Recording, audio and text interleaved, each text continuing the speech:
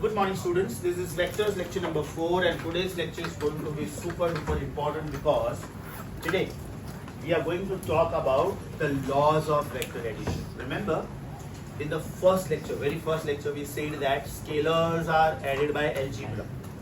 That means if you have a number 3 and a number 4, and if you add them, your answer is 7, 7 and only 7. It cannot be 6.999 also, and it cannot be 7.001 also. But if you have got a vector of size 3 and another vector of size 4, and if you want to find out the resultant of them, that means the answer will be anything between 1 and 7. So today we are going to prove it authentically why the answer is between 1 and 7 and why there are infinitely many answers possible. But before we start with the day, very basic trigonometry, very basic trigonometry which you already know from school. बेटा मैं एक triangle देता हूँ जो Pythagoras triplet follow करता है. Pythagoras triplet follow करता है मतलब side 1 square plus side 2 square is hypotenuse square. Okay, let us assume this angle is theta, this angle, बराबर. This angle is 90, so obviously this angle has to be 90 minus theta because sum of all the angles in a triangle is 180. उसमें से एक तो 90 हो गया, मतलब ये दोनों एक दूसरे का कॉम्प्लीमेंट्री है. Let me call this triangle as triangle ABC. Let me say side BC is 3, side AB is 4, so obviously side AC will be 5. Right? I just want you to tell me how will I write sin theta, how will I write cos theta, and how will I write tan theta. What is sin theta? What is sin theta? It is opposite side of theta upon hypotenuse. So sin theta is called O, opposite upon hypotenuse. Cos theta is called A, adjacent upon hypotenuse. And tan theta is called OA, that is opposite upon adjacent. पहला answer दो बेटा. Very good. Next. Perfect. Next. ये बेटा सबको आता है. Yes. ये सबको मालूम है. अब यहाँ से मैं कंक्लूजन डिराइव करता हूँ. ध्यान से सुन. इस साइन थीटा O, इसका मतलब ये हुआ कि opposite side of theta is always hypotenuse times sine of the angle. Do you agree with me? Yes. ये मैंने क्या किया, ये hypotenuse शिफ्ट किया लेफ्ट साइड पे, बराबर ना. So what is the meaning of opposite side? Is it h sin theta, मतलब hypotenuse times sin theta. Tell me, how will you write adjacent side of theta? How will you write adjacent side of theta? Is it hypotenuse times cos theta? तो हम लोग थोड़ा funny way में इसको ऐसे बोलते हैं कि सामने वाली इज साइन कॉम्पोनेंट एंड बाजू वाली इज कॉस कॉम्पोनेंट. क्या बोलते हैं? सामने वाली साइन, बाजू वाली कॉस. सामने वाली साइन. अब ये डिपेंड करता है कि आप थीटा किसको सिलेक्ट करते हो. कोई स्टूडेंट ने अगर इसको थीटा सिलेक्ट किया ना बेटा, तो फिर सामने वाला साइड ये हो जाएगा और बाजू वाला साइड ये हो जाएगा. That's why you have to say opposite side is hypotenuse times sine of the angle and adjacent side is hypotenuse times cos of the angle. I repeat, opposite side is hypotenuse times sine of the angle and adjacent side is hypotenuse times cos of the angle. This is one background which we are going to need for the day. This is one background. जैसे जैसे mathematical background की जरूरत पड़ेगी ना, वैसे वैसे at times I will not wait for your maths का foundation course to begin because I have to have some problems which I have to start before your foundation course starts. My another very simple question to all of you. I hope you know this. Cos of 0, cos of 30 degree, cos of 45 degree, cos of 60 degree and cos of 90 degree. ये पता है बेटा सबको? Yes. Cos of 0 is 1 and cos of 90 is 0. इसका मतलब ये हुआ कि as the angle increases, cos of the angle decreases. What will be cos of 30 degree? It is root 3 by 2. And mind you root 3/2 मतलब 1.732 upon 2. याद करो, आपको मैंने रूट 2, रूट 3, रूट 5, रूट 10 याद रखने को बोला था. आपको मैंने रूट 2, रूट 3, रूट 5, रूट 10 याद रखने को बोला था. So root 3 upon 2 is 1.73 upon 2. When you solve this answer comes as 0.8660. IGCSE students? Anybody? Okay. आप लोग बेटा ये सेम चीज कैलकुलेटर में करते थे. Don't worry. Now you don't have to use calculators. I will teach you this table. How to remember this table. Cos of 45 degree. 1 upon root 2. That means it is 1 upon 1.414. So when you solve this is 0.7071. 14 sevens are 98. तो ये answer आपका आएगा 0.7071. What is cos of 60? Half. Half. That means 0.500. Moral of the story. Observe this, please. Observe this. And then observe this. What do you think should be your conclusion? As angle increases, cos of the angle decreases. अब बेटा यहाँ पे मैं एक additional value लिख रहा हूँ. अगर ये 0 डिग्री इंडिकेट करता है तो ये एग्जैक्टली 180 डिग्री इंडिकेट करता है. मतलब अगर ये 1 है तो ये पक्का -1 है. तो what is cos of 0? Therefore what do you think should be cos of 180? बराबर. आज के बाद एक गोल्डन रूल याद रखो. एंगल कोई भी होने दो, any damn angle, 0, 30 degree, 45 degree, 60 degree, 90 degree, 120 degree, 150 degree, 180 degree, 210, 240, 270, 300, 330, 360, 390, whatever. Sine of the angle always will lie between 1 and -1. मतलब साइन ऑफ एन एंगल कभी भी 1 से ज्यादा नहीं हो सकता है और -1 से कम नहीं हो सकता है. आपको स्कूल लेवल से सिर्फ साइन ऑफ 90 डिग्री तक पता है, इसलिए मैं आगे के एंगल्स की बात कर रहा हूँ. Right, more than 90. Remember always golden rule, sine theta will never cross this range. It can never be less than -1, it can never be more than 1. मतलब अगर कोई क्वेश्चन आपको ऐसे दे दिया उन्होंने, sine of some angle is 1.2, question को challenge करने का, question is only wrong. Question only is wrong because sine theta का आंसर 1 से ज्यादा हो ही नहीं सकता था. लाइकवाइज बेटा कॉस का आंसर भी 1 से ज्यादा और -1 से कम नहीं हो सकता है कभी भी. So it is to be understood like this on a number line. If this is the number line and if this is the 0 of the number line, then that value is taken as 1 and that value is taken as -1. That means this value is taken as half, 0 और 1 के बीच में. That value is taken as 0.7071. That value taken as √3/2. ये मैं आपको सिखाऊंगा, बहुत simple way में सिखाऊंगा. 5 fingers on this, 5 fingers on this. Clap the thumbs. मतलब बेटा अभी ये 10 के बदले 9 हो गया, राइट? तो इसको हम लोग गिनते हैं sin 0 which is 0. This is sin 30 which is half. This is sin 45 which is 1/√2. This is sin 60 which is √3/2. This is sin 90 which is 1. Deadline आ गया, आप इसके बियॉन्ड जा ही नहीं सकते हो. तो लाइकवाइज अगर बेटा ये 1 है तो ये -1. ये मैं बहुत ब्यूटीफुल वे में सिखाऊंगा. Don't worry, today we don't need this. But IGCSE students, make a promise to yourselves that you are not going to touch the calculator at all because it is not allowed. It is not allowed, right? ये मैं जितने भी rules लिखूंगा ना, when I give you time to read the notes, if you know certain things, fine. अब जैसे ये values लिखने की जरूरत नहीं है क्योंकि आपका हैंड रिटन नोट्स का जो पेज 2 है ना, उसमें ये पूरा टेबल प्रिंट करके दिया है. मैंने तो सिर्फ कॉस लिखा है, वहां तो मैंने साइन भी दिया है, वहां पे मैंने टेन भी दिया हुआ है. Right, so this is one thing which we will need today. This is another thing which we will need today. I repeat, what is the meaning of opposite side in a right angle triangle? Opposite side is hypotenuse times sine of angle. And what is the meaning of adjacent side? Hypotenuse times cos of angle.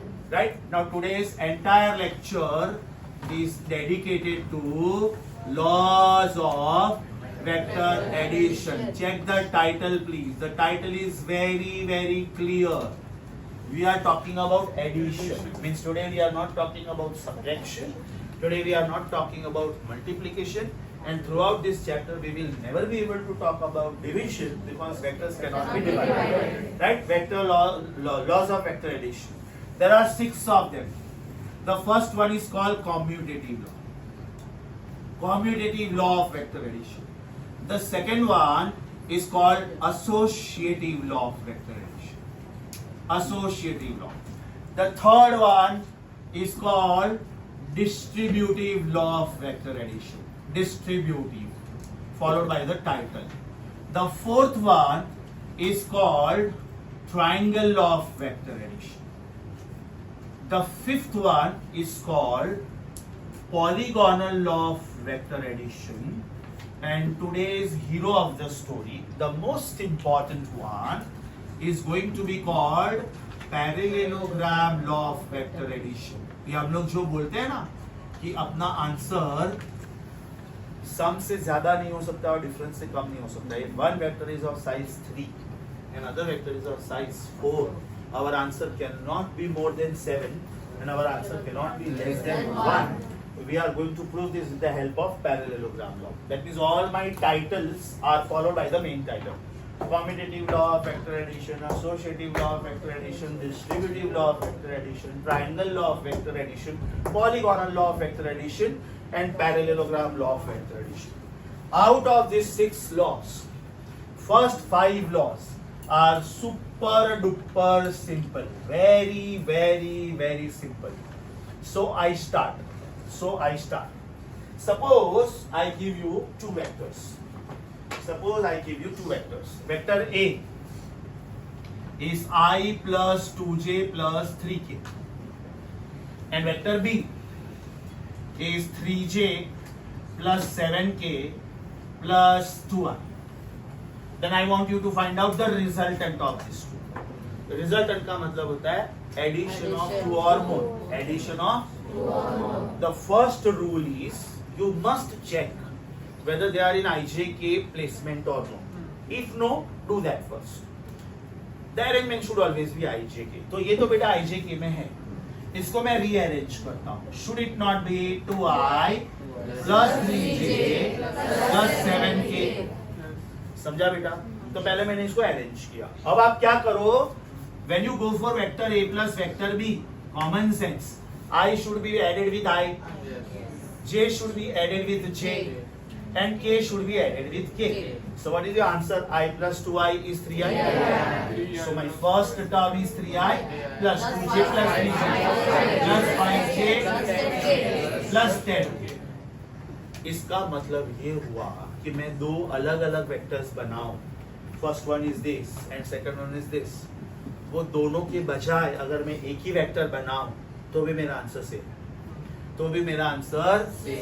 Same है. अगर मैं आपको 100 rupees के 5 notes दूं, उसके बदले में आपको 500 रुपीज का 1 नोट दूं, तो बात एक ही है.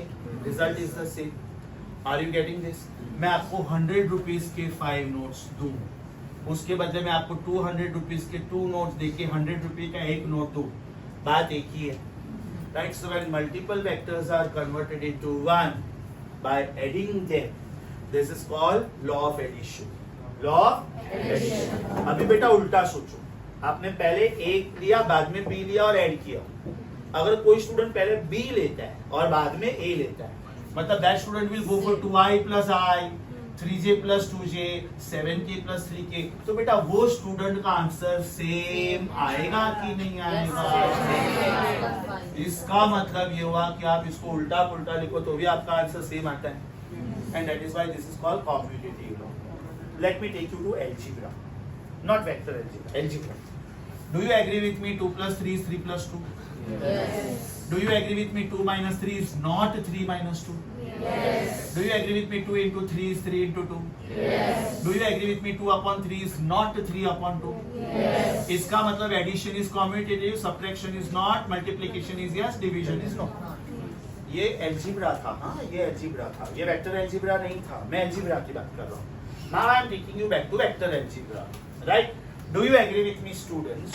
If you write vector A first and then vector B, or else if you write vector B first and then vector A, दोनों का resultant answer same आया. Yes. R मतलब resultant, addition of two or more, right? Then it is called commutative law. Let me explain this with the help of diagram in a very simple way. अब बेटा road side पे आप यहाँ पे खड़े हो, आप रोड साइड पे आप यहाँ पे खड़े हो और आपको सामने वाले साइड पे ये शॉप में जाना है, ये शॉप में, राइट? ये रोड है, व्हीकल्स आ जा रहे हैं, अभी फिलहाल व्हीकल्स आ जा रहे हैं. That means there is a green signal for the vehicle. That means it's a red signal for you. And you want to use your time. You want to use your time. Don't you think you will come up to this point and wait for the signal to become green for you and red for the vehicles? And once the signal is done, you will cross the road and go to this shop. Right? So suppose this was point 1, this was point 2, and this was point 3. You wanted to go from 1 to 3, but you did not have the direct path because the vehicles आ जा रहे थे, right? इसलिए आप पहले 1 to 2 गए और फिर आप 2 to 3 गए. इसका मतलब आप 1 to 3 जाना चाहते थे, yes or no? Yes. So if this is vector A, which is going from 1 to 2, and if this is vector B, which is going from 2 to 3, that means can I say this is vector R, which is combination of vector A and vector B? Yes. मतलब मेरे पास अगर choice होता तो मैं direct के shop पे जाता ना, रोड क्रॉस करके. मैं सब घूम फिर के क्यों जाता? लास्ट टाइम मैंने आपको ये एग्जाम्पल दिया था, मुझे ये स्टूडेंट का बुक चेक करना, ये स्टूडेंट का, इसने होमवर्क नहीं किया ऐसा मुझे डाउट है, तो बेटा मैं चल के इधर आऊंगा पहले, फिर इधर जाऊंगा ना, because I don't have this choice to go directly. If this benches were not there, if this students were not sitting over here, why will I do this time pass? I will go directly.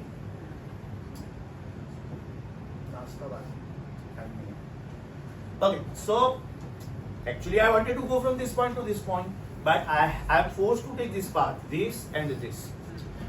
अभी दूसरा student ऐसे करता है, वो student की already फिलहाल green signal है और वो स्टूडेंट को मालूम है कि यार ये थोड़े टाइम में रेड सिग्नल होने वाला है, तो ये स्टूडेंट पहले अपना टाइम यूज करके रोड क्रॉस कर लेगा, यस और नो? बाद में ये रेड सिग्नल हो गया तो भी उसको कोई फर्क नहीं पड़ता, because that student is going to walk on the footpath of the opposite side. तो बेटा वो स्टूडेंट ने कौन सा पाथ लिया? वो स्टूडेंट ने पहले बी लिया, बाद में ए लिया, उसका आंसर तो अल्टीमेटली ये ब्लैक वाला ही आया ना. क्या फर्क पड़ा? आप 1 to 2 जाओ और 2 to 3 जाओ, मतलब आप 1 से 3 गए. अब आप उल्टा कर रहे हो, you are going from 1 to 4 first and then you are going from 4 to 3. Are you getting exactly the same answer? Yes. Yes or no? So do you agree with me? Vector R is vector A plus vector B also is correct, and vector B plus vector A also is correct. समझा? Commutative में you are taking two vectors. Associative में take one more. Associative में take one more. Maybe I am parking my car on the roadside opposite Infinity Mall, Goregaon. I am crossing the road, right? I want to go to Inox Theatre or PVR to watch a movie, which is on 4th floor, right? मैं जा रहा हूँ escalator से और वो escalator सिर्फ 3rd floor तक ही available है, 4th फ्लोर तक वो एस्केलेटर जाता ही नहीं है. 3rd फ्लोर से उतर के मैं लिफ्ट में 4th फ्लोर जाऊंगा. That means my starting point is this and my end point is this, but in place of 2 I have to take 3 paths now, right? मैं पॉइंट नंबर 1 to 2 गया, 2 to 3 गया and 3 to 4 गया. मतलब मुझे point number 1 to 4 जाना था, yes और no? मतलब मुझे पॉइंट नंबर 1 to 4 जाना था, यस और no? So if I am calling this as vector A, I am calling this as vector B, and I am calling this as vector C. So now the resultant is vector A plus vector B plus vector C. And here I am using triangle law 2 times. Here I am using the previous law 2 times. पहले मैं 1 to 2 गया और 2 to 3 गया, तो उसका resultant मुझे मिला ये 1 to 3. समझा बेटा? और बाद में ये जो रिजल्टेंट मुझे मिला, will I call this as vector A plus vector B? Let me put a bracket to this. When you put a bracket, you are explaining the examiner कि सर पहले मैंने ये 2 वेक्टर्स दिए, अभी बाकी बच गया C, right? तो आपने क्या किया, ये ग्रीन वाले को ये ब्लैक वाले के साथ ऐड किया. Add किया. So is your answer vector A plus vector B then vector C. कोई स्टूडेंट ऐसे भी कर सकता है कि sir can I take B and C first, can I take B and C first. No problem. ये student पहले B plus C लिखेगा और उसको ब्रैकेट में डालेगा. ब्रैकेट में क्या इंडिकेट करता है कि सर पहले मैंने ये लिया और बाद में उसमें वो ए ऐड करेगा. Don't you think you will end up to the same answer? Yes. But your style of writing will change. Your style of writing will be this now. So vector R taken by the first student was A and B first Plus C. and then C. But student number 2 is taking B and C first and then A. अब ये मैं A बाद में लिखूं कि पहले लिखूं, क्या फर्क पड़ता है? Because I have already proved कि dot product is commutative. Yes or no? Yes. Bracket is very important हो गई. अगर मैं फ्लैट वे में बोलूँ ना 2 + 3 + 5 is 2 + 3 + 5 तो कोई फर्क नहीं पड़ता है बेटा. मेरा आंसर है 10 = 10. आप लोग शायद मन में सोचोगे भी सर इसमें कौन सी बड़ी बात है, ये तो आपको भी मालूम है. But now this plays important role. Check करो बेटा, this plays important role because this has to be treated as 5 + 5 and this has to be treated as 2 + 8 because Bottom's rule says that you have to solve the Bracket. so bracket is very very important. जैसे कोई sentence इसमें full stop important होता है, जैसे कोई sentence इसमें full stop important होता है, location of the word important होता है. मराठी में एक सेंटेंस है, you may not be knowing Marathi, I will translate it for you. आपण यांना पाहिलत का. आपण यांना पाहिलत का means have you seen this person. अगर किसी का बच्चा खो जाता है तो वो टीवी में ऐड देता है, न्यूज़पेपर में ऐड देता है, बच्चे की फोटो छापता है, लिखता है लापता. मराठी न्यूज़पेपर में लिखते हैं आपण यांना पाहिलत का. If you find my child there will be a cash reward of 10 lakhs 20 lakhs जिसका उतना कैपेसिटी. राइट.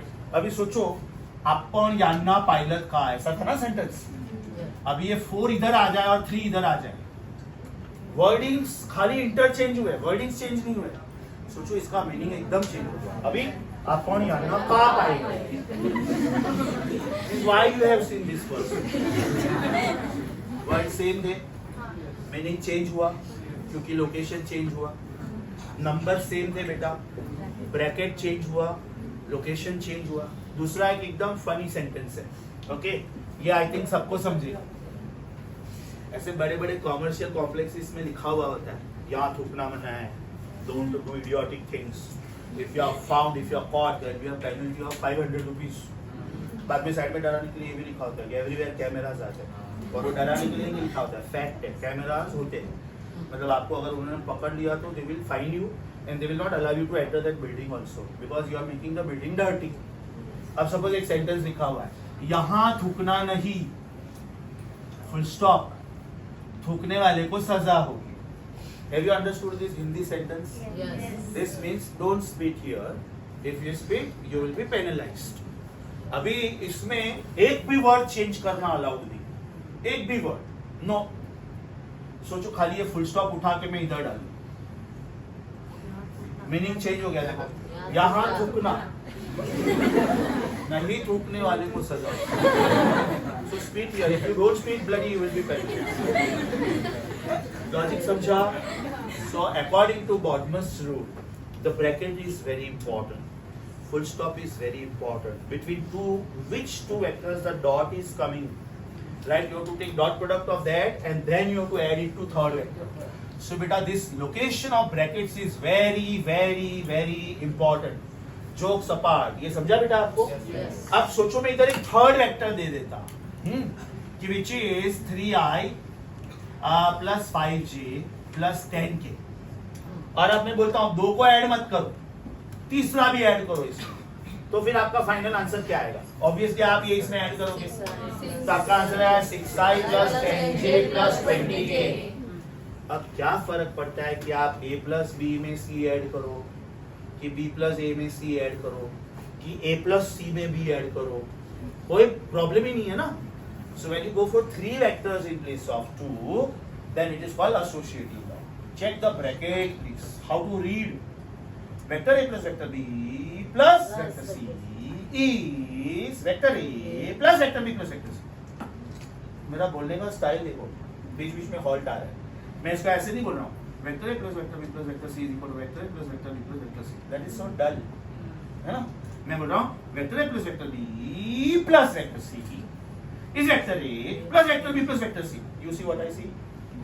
लॉजिक समझा? मतलब जहाँ पे मैं हॉल्ट ले रहा हूँ उसके बाद ब्रैकेट शुरू होने वाला है, या तो वहाँ पे ब्रैकेट खत्म हुआ था. लॉजिक समझा बेटा? Super short. So this is called associative. Now when you go for four or more, then that is called polynomial. So before taking this two, this is the best choice of that. That is polygonal law. And before that, we have to understand triangle law. Triangle law ध्यान से सुनो बेटा. आपको ये diagram में triangle दिखा? कितनी बार दिखा? Very good. Either you take red path, then you get black, or you take blue path, then you get black. बराबर? अब वो वेक्टर की अरेंजमेंट देखो बेटा क्या है. अरेंजमेंट देखो. वेक्टर नंबर 1 जहां पे खत्म हो रहा है, वेक्टर नंबर 2 वहां से शुरू हो रहा है, and therefore you get resultant. या तो फिर वेक्टर नंबर 2 सपोज यहां पे खत्म हो रहा है, तो वेक्टर नंबर 1 यहां पे शुरू होके खत्म होना चाहिए, then you get this answer. Common sense की बात है ना. ये मैंने रेड वाला पाथ ड्रॉ किया, 1 2 देयरफॉर 3, 1 2 देयरफॉर 3, और ये मैंने ब्लू वाला पाथ ड्रॉ किया, 1 2 therefore 3, 1 2 therefore 3. But what about this black vectors? Are they not equal? मैं इक्वल बोल रहा हूं बेटा, पैरेलल भी नहीं बोल रहा हूं. आप 1 2 2 जाओ और 2 2 3 जाओ तो भी आप 1 2 3 गए. आप 1 2 4 जाओ 4 2 3 जाओ तो भी आप 1 2 3 ही गए. Means it is the same vector, no change at all. Magnitude wise also, direction wise. So this leads to triangle law. The statement of triangle law says that if you are taking two vectors, say P and Q, arranged in order. Arranged in order का मतलब होता है पहला vector जिधर खत्म होता है, दूसरा वेक्टर उधर से शुरू होता है, दूसरा वेक्टर उधर से शुरू होता है. Then the third vector taken in opposite order is the resultant. Then the third vector taken in opposite order. Opposite क्यों? ध्यान से सुनो. अगर मैं ऐसे जाता और ऐसे जाता, then they are taken in order. 1 2 2 2 2 3 3 2 1. इसको बोलते हैं सेम ऑर्डर या तो साइक्लिक ऑर्डर. बट आपने थर्ड वेक्टर ऐसे थोड़ी लिया. आपने थर्ड वेक्टर चेक ऐसे नहीं लिया, ऐसे लिया. मतलब थर्ड वेक्टर का ऑर्डर चेंज हुआ ना, सीक्वेंस चेंज हुआ. आपने ये नहीं बोला 1 2 2 2 2 3 3 2 1. No, 1 2 2 2 2 3. Therefore I went from 1 to 3. That means the third vector is taken in opposite order. So what is the statement of triangle law of vectors? If two vectors are arranged in such a way that they form two adjacent sides of a triangle taken in order, then the third side of the triangle taken in opposite order is the result.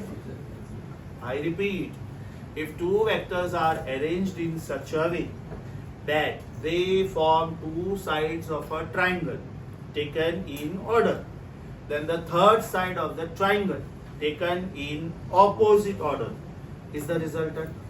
आप लोग एक बार मेरे साथ में बोलोगे, फिर खुद से ट्राई करोगे. So, but जो two sides है, जो एक ही डायरेक्शन में है, वो कोई भी साइड हो सकता है ट्रायंगल्स का.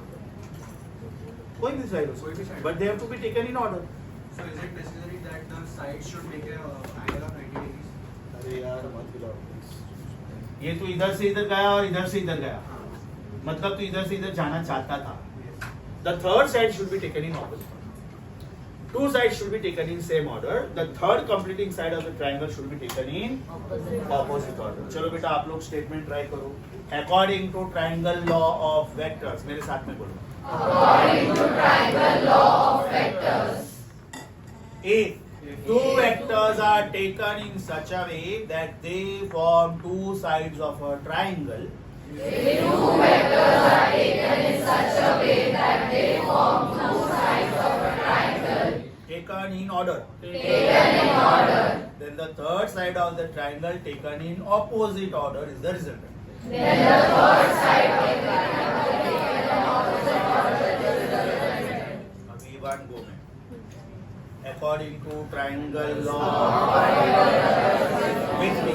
According to Triangle law of vectors, if two vectors are taken in such a way that they form two sides of a triangle taken in order, then the third side of the triangle is opposite order is the resultant. Now without an answer. According to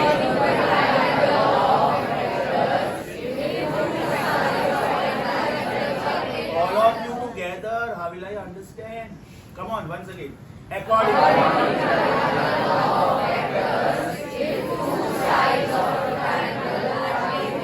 if two vectors are taken as two sides taken in order,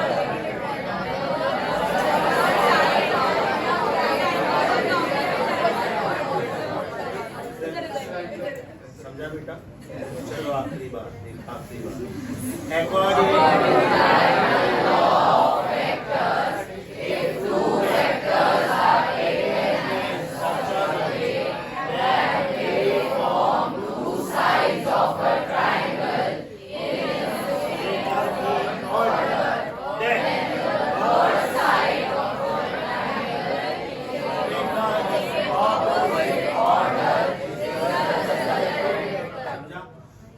मतलब कोई student पहले ये vector लेगा, बाद में ये vector लेगा और फिर ट्राइंगल कंप्लीट करेगा, और कोई दूसरा स्टूडेंट बोलेगा नहीं सर पहले मुझे क्यू लेना है बाद में मुझे पी लेना है, तो चलेगा क्या? बिल्कुल चलेगा. इट इज समथिंग लाइक बेटा आपका फिजिक्स केमिस्ट्री और बायो का पेपर साथ में दिया जाता है नीट में, तो आप पहले फिजिक्स करके बाद में केमिस्ट्री करके बाद में बायो कर सकते हो, आप पहले केमिस्ट्री करके बाद में बायो करके बाद में फिजिक्स कर सकते हो, आप पहले बायो करके बाद में केमिस्ट्री करके बाद में फिजिक्स कर सकते हो. That order is okay, no problem. It is up to you, it is up to your comfort level. But is it giving you the same answer? So बेटा ये लॉ के बाद में ये समझा आपको? Okay, I am going for the final statement of this. हाँ, ध्यान से सुनो. मैं आपको ये दो वेक्टर्स रैंडमली दे रहा हूँ. वेक्टर ए ऐसे दे रहा हूँ और वेक्टर बी ऐसे दे रहा हूँ, रैंडमली, मेरी मर्जी, मैं एग्जामिनर हूँ. आपको क्या करना है? You are not allowed to change the vector, but you are allowed to shift the vector. तो ये वेक्टर का पैरेलल वेक्टर आप इधर बनाओ, पैरेलल और वेक्टर ऑफ सेम साइज. बराबर? Did I alter the vector? No. अब ये वेक्टर है ना, उसका पैरेलल वेक्टर इधर बनाओ, इधर. Such that size should not change, direction should not change. Are you successful in shifting them in such a way that they form two sides of a triangle? Yes. Taken in order. That means if this vector is A and if this vector is B, then can I say this vector is vector R, which is vector A plus vector B. कोई student बोलता कि नहीं sir पहले मुझे B बनाना है और बाद में मुझे A बनाना है, तो बेटा उसने पहले B बनाया होता और उसने बाद में A बनाया होता. राइट? क्या फर्क पड़ता है? वो स्टूडेंट को ये आंसर मिलेगा vector B plus vector A. But don't you think ये दोनों वेक्टर्स, ये जो डॉटेड लाइन से बना और ये जो डॉटेड लाइन से बना एकदम same vector, equal. Yes, parallel भी नहीं बोलेगा, equal. We are very sure about the magnitude and we are very very sure about direction also. Apply common sense by default. Have I converted the triangle into a parallelogram? Yes. Very smartly, I have converted the triangle into a parallelogram. Means I have prepared the background for my next one. Logic समझा बेटा? Yes. Triangle law समझा? Yes. Polygonal is triangle का continuation. Triangle से quadrilateral पे जाओ, pentagon पे जाओ, hexagon पे जाओ, septagon पे जाओ, multi-sided figure पे जाओ. That is called polygon. Right? एक example देता हूँ. Right? Because then I can draw this diagram directly. मुझे एक मॉल में मूवी देखने जाना, करेक्ट? और मैंने अपना गाड़ी यहाँ पे पार्क किया, मैंने रोड क्रॉस किया, फिर मैं थर्ड फ्लोर तक एस्केलेटर से गया. एस्केलेटर थर्ड फ्लोर तक ही अलाउड है. उसके बाद में मैं 5th फ्लोर तक लिफ्ट पे गया, राइट। उसके बाद में मैं स्टेयरकेस चढ़ के 6th फ्लोर पे गया, बिकॉज लिफ्ट भी 5th फ्लोर तक ही था। और बाद में मैं थोड़ा चल के इधर गया, because this is where the theatre is. मतलब मैं मल्टीपल पाथ्स लेके गया, right. I am going from 1 to 2, then 2 to 3, then 3 to 4, then 4 to 5, then 5 to 6, because I wanted to go from 1 to 6. If choice was given to me, I would have gone from 1 to 6 directly. Maybe if there was a cable car from the roadside up to the theater, I will take the cable car. Or maybe if I am a Spider-Man, obviously, no. Why will I take so many paths? ये बेटा मैंने road cross किया, ये मैंने escalator लिया, फिर ये मैंने लिफ्ट लिया, फिर ये मैंने स्टेयरकेस लिया, फिर ये मैंने वॉक किया। तो ultimately what vector have I covered which is going from 1 to 6? So if I am calling this vector as vector A, this vector as vector B, this vector as vector C, this vector as vector D, this vector as vector E, then can I say the last one is resultant of vector A and vector B and vector C and vector D and vector E? Is it vector R? Yes. And this time it is not the closing side of the triangle, but it is the closing side of the polygon. Polygon. मैंने 5 vector लिए इसलिए मुझे hexagon मिला। मैं 6 vector लेता तो मुझे septagon मिलता, because 7th side will be the final answer. मैं 7 वेक्टर्स लेता तो 8th one will be my final answer. Logic समझा बेटा? अब इसमें polygonal law diagram is this is called extension of triangle law. Extension of Triangle. इसका मतलब ये हुआ कि triangle law taken multiple times. Example, किसी स्टूडेंट ने वेक्टर ए और बी लिया, तो उसने ए और बी का रिजल्टेंट ढूंढा, that means this. So how will you write this green one? The green one is vector A plus vector B, बराबर? बाद में वो ग्रीन को उसने लिफ्ट वाले वेक्टर के साथ क्लब किया। That means now the student will write this vector as vector A plus vector B clubbed with vector C. Bracket पे ध्यान देना बेटा।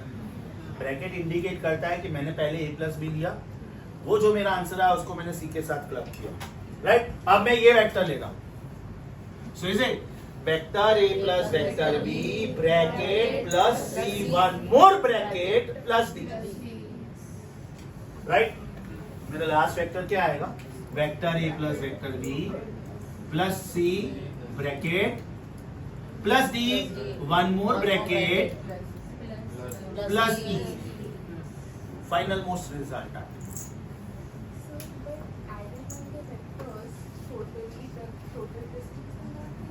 बेटा डिस्टेंस की बात ही नहीं हो रही है। Where the hell have I used the word distance? I am using the word displacement. If I am walking for 10 meters and then 10 and then 10 and then 10 and then 10, distance covered by me is 50. But my displacement will be the shortest distance between initial point and final point. Have I not put arrow on this symbol? I am talking about distance के displacement na.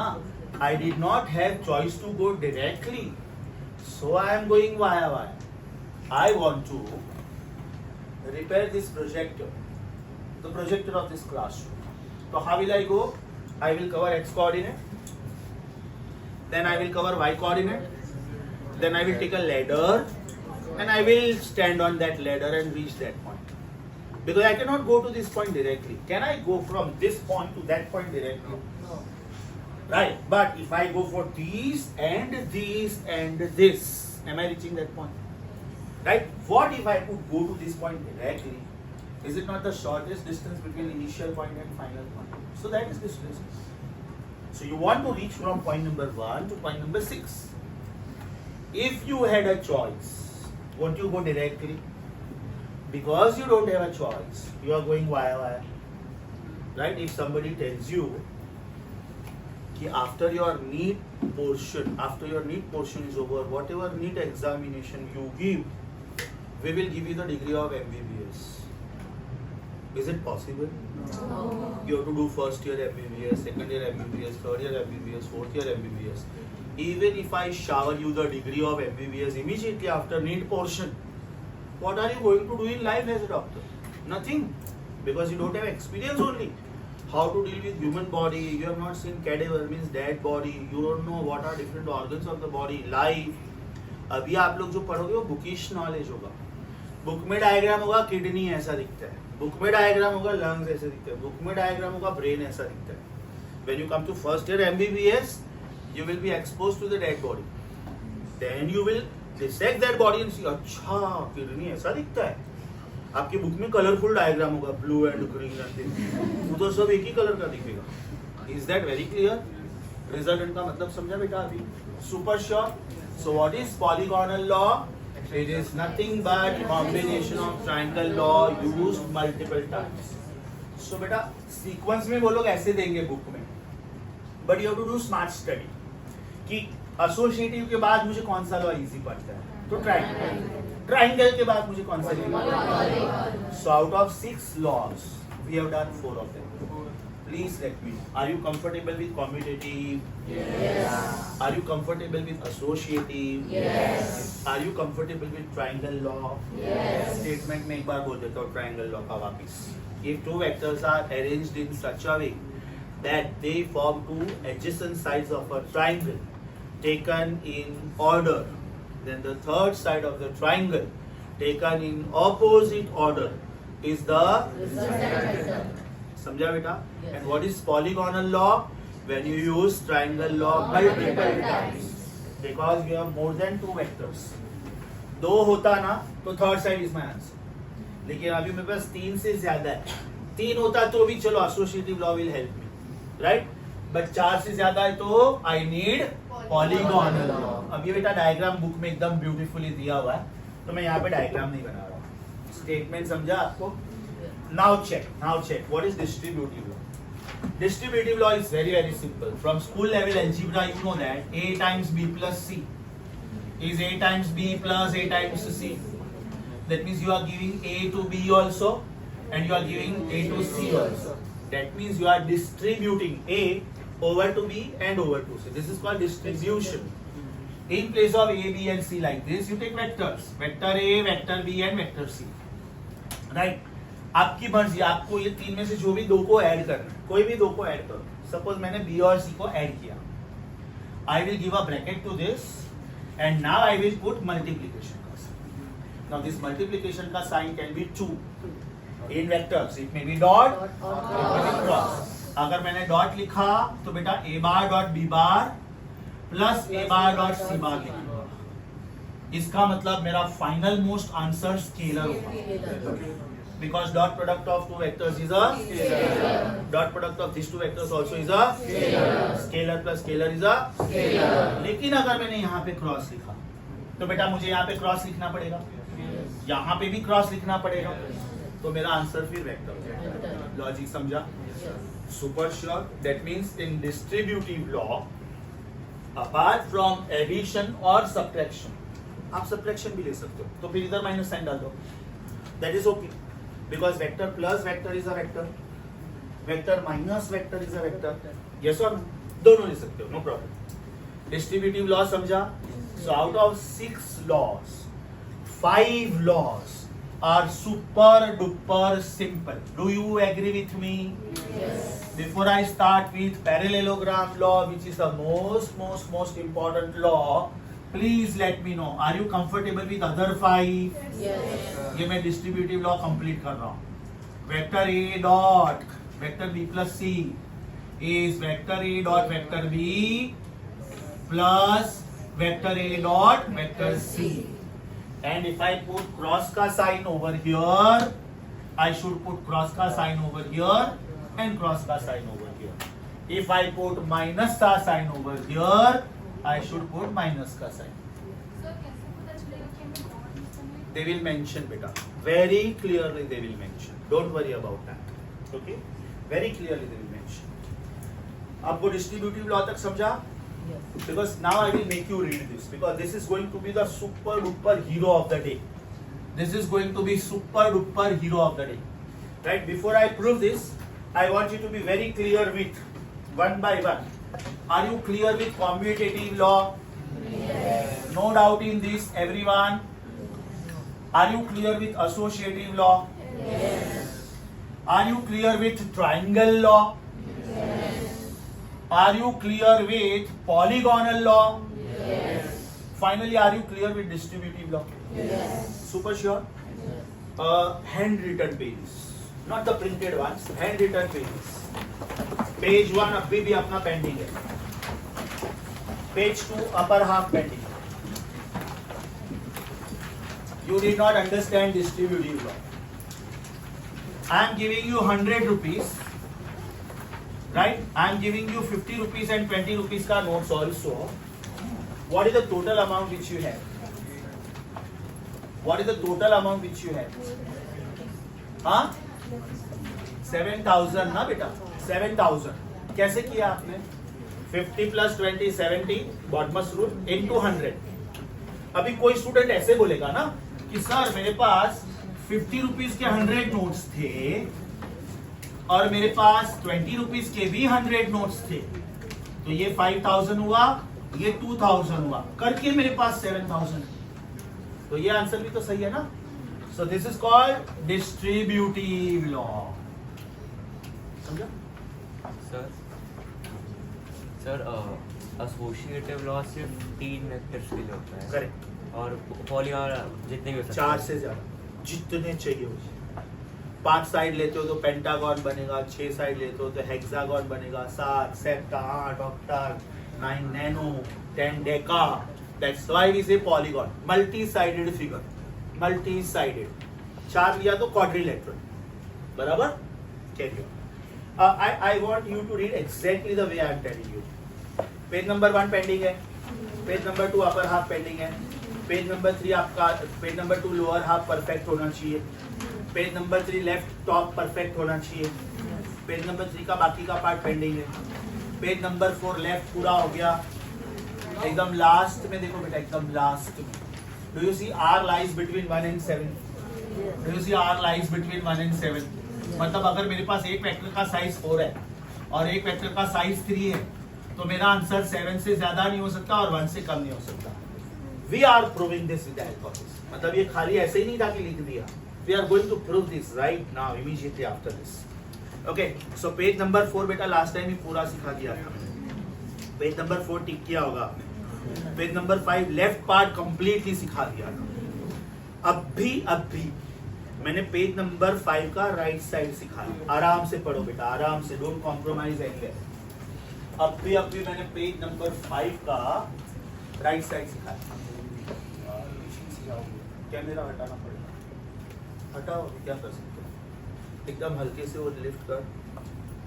नहीं वो नहीं, पहले वो stand को open कर, उसको washroom में आना. रुक जा, ओपन कर फटाफट. ऋषभ पीछे जा फटाफट. रुक जा. Let him only take the camera behind. हाँ, अभी आराम से कैमरा उठा के पीछे जा, संभालना. 1 मिनट पॉज कर सकते हो क्या कैमरा? स्टॉप मत करना, पॉज.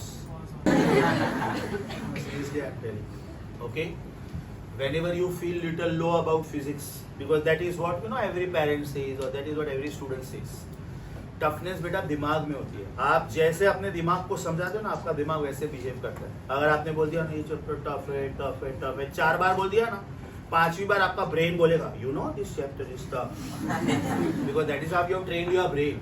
आप लोग ये बोलना है चैप्टर इजी है, लेंथी है, थोड़ा नॉटी है, थोड़ा मेहनत करना पड़ेगा. खत्म. Nothing is tough. आप ये वॉर देखते हो ना, जो highest level of engineering use होता है उसमें. आप आर्मी के डॉक्टर्स को देखोगे ना, तो उनको पता ही नहीं होता है कि सामने वाले सोल्जर पे कौन सा मिसाइल आके गिरेगा, उसका बोन क्या स्टाइल में फ्रैक्चर होगा, है ना. आप किधर गिर गए तो आपको पता है हेयर लाइन फ्रैक्चर है, ये वो चले, इधर टांग में लगा, उधर तो बॉम्ब किधर भी आके लगेगा, कुछ भी. दैट मीन्स आर्मी डॉक्टर्स के लिए सबसे ज्यादा चैलेंजिंग होता है. So when you feel low, right, think about others who are not better than you. For example, me, I was a pure Varnak student. I am from Ahmedabad, typical Gujarati. First standard to 4th standard मैंने Gujarati medium में पढ़ाई किया था अहमदाबाद में. मेरे time पे अहमदाबाद में ABCD शुरू होती थी 5th स्टैंडर्ड से. और सेंटेंसेस शुरू होते थे 8th स्टैंडर्ड से. Can you imagine? आप लोग फर्स्ट स्टैंडर्ड से ये सब पढ़ रहे हो. I was a school topper in 10th. In 11th कोई भी बंदा अपने नेगेटिव पॉइंट्स नहीं बोलता, मैं मुंह पे बोलता हूँ. 11th स्टैंडर्ड में मेरे 52%. रीजन? लैंग्वेज. मैं लिटरली पापा के सामने जाके रोता था कि why you did not put me in English medium. Right? मेरे डैडी का और ग्रैंडफादर का एक ही आंसर होता था, we were slaves of Britishers because they attacked our language.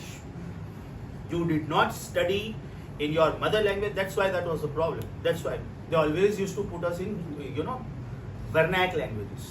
और मुझे पूछते थे, तुझे ड्रीम कभी इंग्लिश में आते हैं क्या, जर्मन लैंग्वेज में आते हैं, मदर टंग में आते हैं? It is just a matter of time.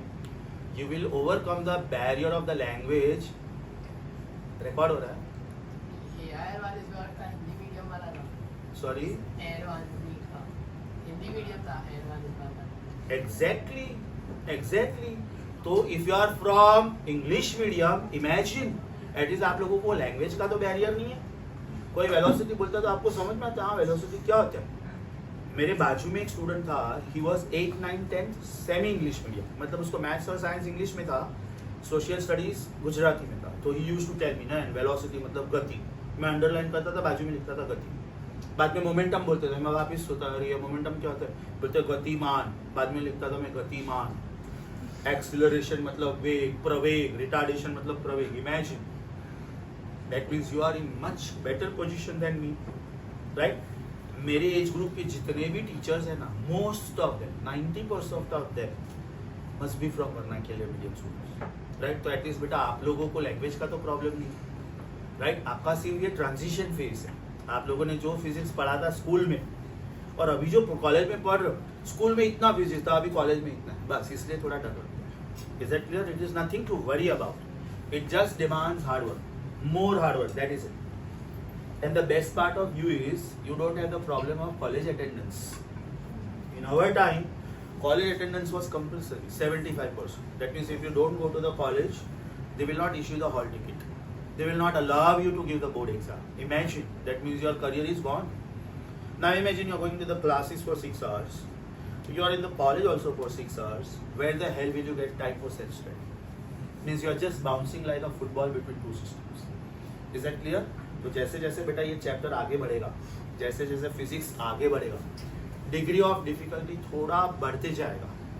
So make sure जो लेक्चर जो दिन पे हो गया, घर पे जाके वो लेक्चर और उसके पहले के सारे लेक्चर्स आपको एकदम अच्छे से आने चाहिए. Because when I am on lecture number 10 and if you don't know what was lecture number 8, it will put you in big mess. Right? When I start with lecture number 10, you have to make sure that from lecture number 1 to lecture number 9 you know everything. We will take your exams also like that. Sunday exams जब शुरू होंगे ना, मान लो अभी 3 week के बाद Sunday exam शुरू हो रहे हैं, मतलब मोटा मोटा 6 लेक्चर्स हो गए, तो उसका पोर्शन होगा 6 लेक्चर्स ऑफ फिजिक्स. अब उसमें मेरा और सत्येंद्र सर का दोनों का पोर्शन होगा, बिकॉज संडे एग्जाम में फिजिक्स का पोर्शन होता है, सर का पोर्शन नहीं होता.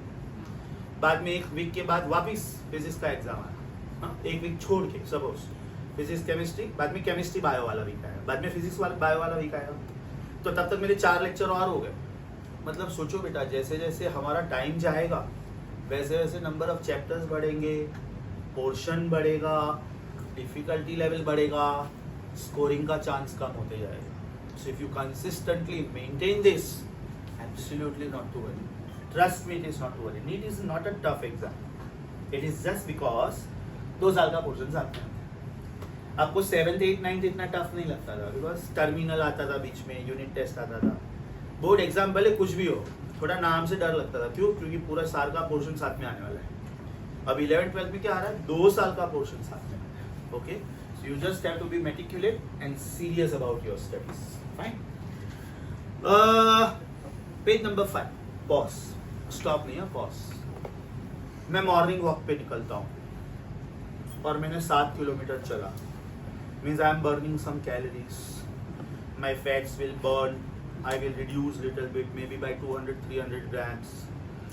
If I walk for a year, I'll be able to lose 5, 6, 10 kg depending on how briskly I walk. So in the language of thermodynamics, when I walk, I'm doing work because I'm burning calories. But in the language of mechanics, I'm doing zero work because मैं अपने घर से शुरू हुआ, ये मैं walk पे गया, मैं अपने घर पे वापस आया, but my displacement is 0, so work done by me is 0. Work is force into displacement. Distance है ही नहीं उसमें. So two beautiful things. If I talk in terms of thermodynamics, I am burning some calories, good for my health, right? I am burning some calories, and here this law is used. Work done is converted into heat. So when I walk, the fat cells inside my body, they break up, and they are going out of my body in the form of sweat. I am burning calories, very good for my health. My calf muscles become strong. Your calf muscles, they behave as heart only. That means if you are doing this very nicely, every day if you walk for about 4 to 5 kilometers, doctors say this, if you walk for 10,000 steps, it is very good for your body, because the workload of your heart is shared by your walking. And walking is good for any age group. And it is not necessary that you want to make your muscles. If you are overweight, then also it is good for you.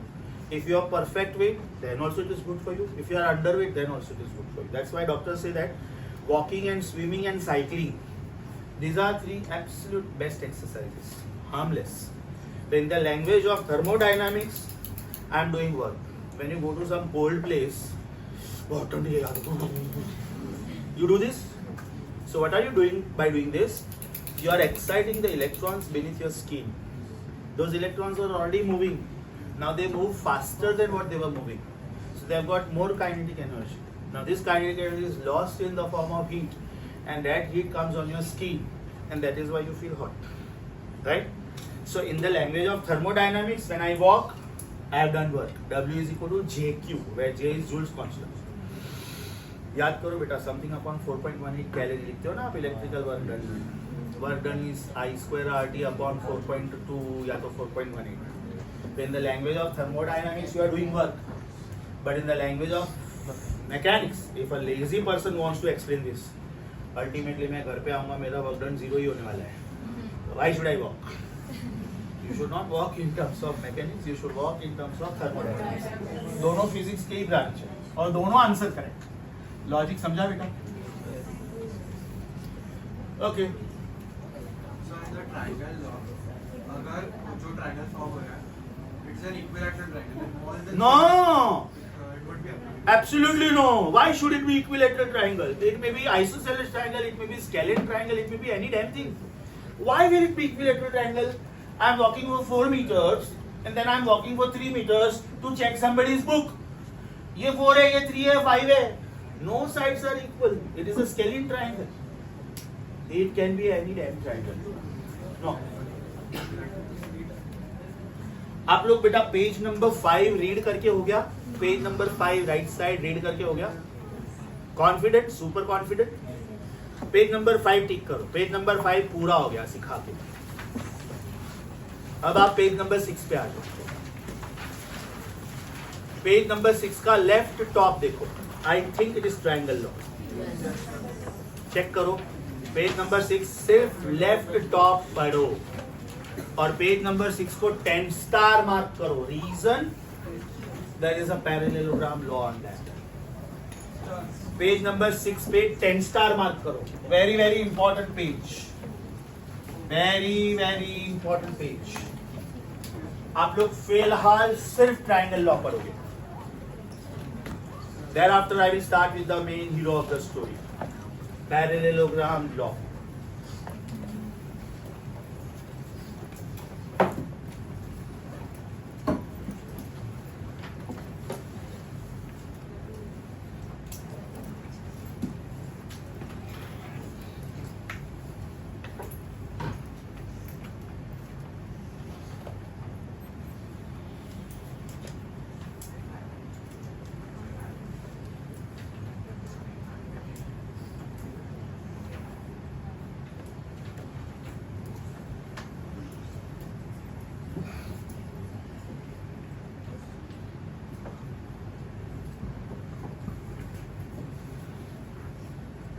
शुरू करो बेटा.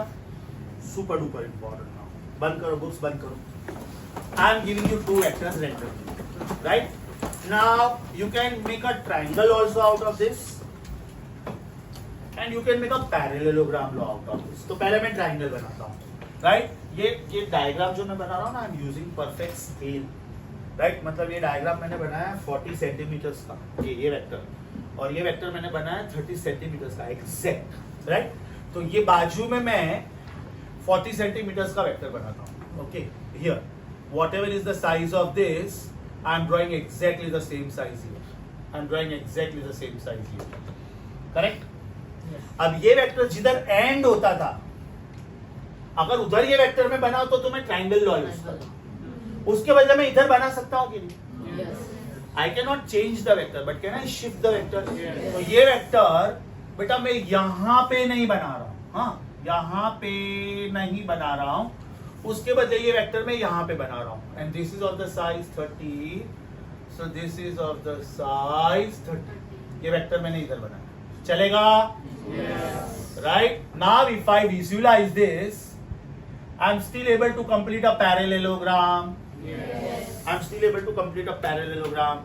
Let me call this vector as A, let me call this vector as B. So as per the language, can I say this is vector A and this is vector B? Actually this was vector B, but I can draw it here also. Advantage, they become co-initial vectors. Triangle law में ये कोई initial नहीं थे, ध्यान से देखो. Vector 1, vector 2, vector 3, कोई भी दो कोई इनिशियल होते थे, कोई भी दो, राइट. फॉर एग्जांपल ये और ये, लेकिन ये कोई इनिशियल नहीं है. इसमें तीनों के तीनों कोई इनिशियल होते हैं, right. Now what you have to do is you have to draw diagonal of a parallelogram starting from the same common point where the vectors were starting. ये बोलना इसलिए जरूरी है क्योंकि डायगोनल तो ये भी हो सकता था. No, the diagonal also should start from the same point, right. Who is this? Vector A. Who is this? Who is this? Vector R. Can I say this is vector A plus vector B? मतलब बेटा ये resultant vector है, बराबर. Vector A plus vector B is vector R, is the result, बराबर. They will give you 3 things and they will expect 2 things from you. They will give you 3 things. They will give you size of vector A.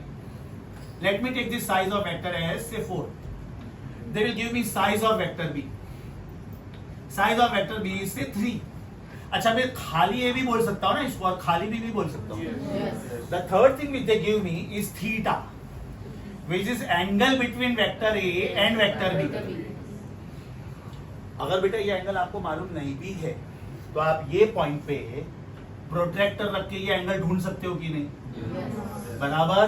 That means the third thing which will be known to you is theta. These 3 things will be given to you by the examiner. I repeat, this vector is of size say 4, this vector is of size 3, and this angle between them is say 60 degree. मैं कोई round figure angle दे देता हूँ, बराबर. It means this information will be given to you by the examiner, and 2 things will be expected from you. 1, what is the size of the resultant vector? आपको resultant vector मालूम है, उनको वो vector नहीं चाहिए, उसका साइज भी चाहिए.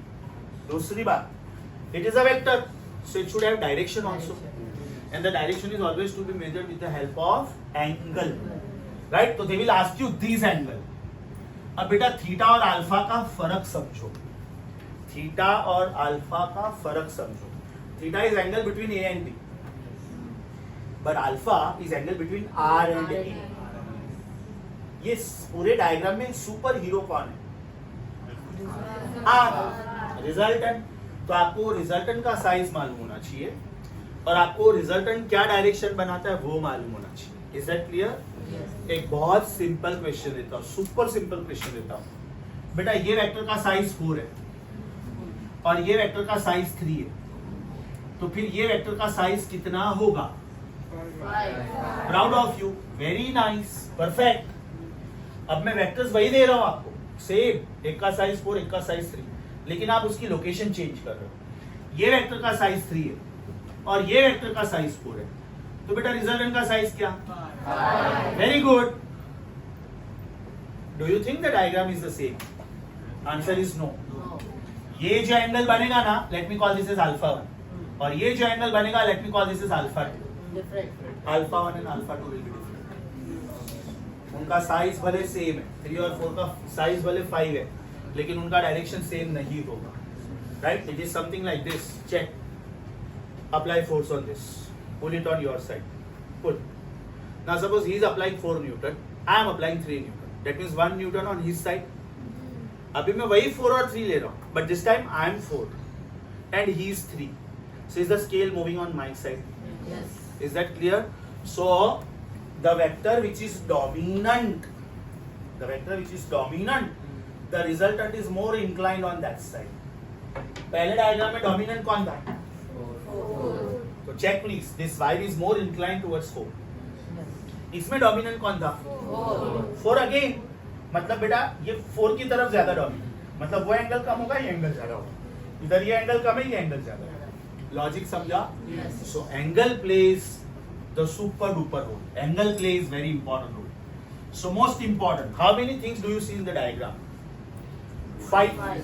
A, B, theta, R and alpha.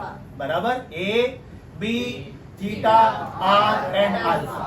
What is known to you and what is not known to you? A and B are known to you. Theta is known to you. R is not known to you. Alpha is not known to you. बेटा वो diagram में मैं वापस वो चीज पूछ रहा हूँ आपको, आपने ऑपोजिट साइड कैसे लिखा था? हाइपोटेन्यूज इनटू पक्का ना? And how did you write adjacent side? Hypotenuse into, because we are going to use this. शुरू करूं? Okay, what did you do? I gave you 2 vectors A and B. How did you arrange them? You arranged A and B in such a way that they meet at one common point, right? So are they co-initial vectors by default? Yes. Then what did you do? You constructed a parallelogram.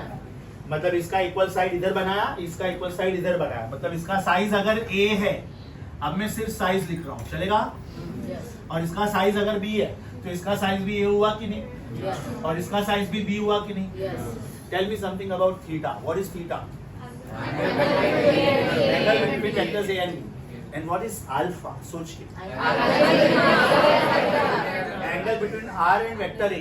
अब ये direction ऐसे चुनना होता है कि usually it is the angle made by the resultant vector with horizontal. क्योंकि अपना जो प्रोट्रैक्टर होता है ना, वो प्रोट्रैक्टर हम लोग ऐसे रखते हैं, और ये लाइन होता है ना हॉरिजॉन्टल, हम लोग एंगल इसके मेजर में गिनते हैं, ऐसा, ये एंगल, ये एंगल, ये एंगल, ऐसे। That's why we take horizontal. Alpha का मतलब समझा? We will be given 3 things. Which 3 things will be given to us? Size of vector A, size of vector B, and angle between vector A. Which 2 things will be expected from us? इसका size और इसका direction. ये क्या हो गया बेटा? Size या तो मैग्नीट्यूड ऑफ रिजल्टेंट, और ये जो अल्फा है वो क्या हो गया? It is direction of resultant. अच्छा, with respect to whom? Very good, direction of resultant with respect to horizontal. Mathematics शुरू करो। Trust me, very very simple mathematics. It's a very simple use of Pythagoras theorem of 9th standard and 10th standard. Let me call these points as O, P, Q. इसको मैं R नहीं बोलूंगा क्योंकि R में इसको बोल चुका हूं ऑलरेडी। सो S, और मैं यहां से एक परपेंडिकुलर बनाता हूं इसको एक्सटेंड करने के बाद। So let me call this point as M. Advantage, this is 90 degree. Yes. And because this is 90 degree, I can use my knowledge of Pythagoras theorem. Yes. सोच के बताओ बेटा, आपको कितने राइट एंगल ट्राइंगल्स दिख रहे हैं? 2. Very good, very good. एक बड़ा वाला दिख रहा है OMS, और दूसरा छोटा वाला दिख रहा है PMS। एक बड़ा वाला दिख रहा है OMS और एक छोटा वाला दिख रहा है PMS। आपको R ढूंढना है और आपको अल्फा ढूंढना है। दोनों टाइम पे आपको बड़े ट्राइंगल की जरूरत पड़ेगी, सोचो, क्योंकि बड़े ट्राइंगल में ही आपको R दिख रहा है, छोटे ट्राइंगल में तो नहीं दिख रहा है, और बड़े ट्राइंगल में ही आपको अल्फा दिख रहा है। शुरू करो, ध्यान से सुनो। What is this angle? 60 नहीं, अभी फिलहाल थीटा लेते हैं, इसलिए क्योंकि वो वैल्यू हम लोग बाद में ले सकते हैं, कोई बात नहीं। वैल्यू हम लोग जितने चाहे उतने ले सकते हैं, पहले थीटा लेते हैं। तो अगर ये एंगल थीटा है तो बेटा ये एंगल थीटा होगा कि नहीं? Why? Very good, corresponding angles. अब ये पूरे डायग्राम में मुझे दो साइड्स को छोड़ के सब कुछ पता है, मुझे दो साइड्स नहीं पता है। कौन से दो साइड्स नहीं पता है? PM and MS। Can you tell me something about PM please? ये बेटा थीटा का बाजू वाला side. Very good. So is it hypotenuse times cos theta? And what is the meaning of hypotenuse times cos theta? बताओ। Hypotenuse कौन है ये triangle में?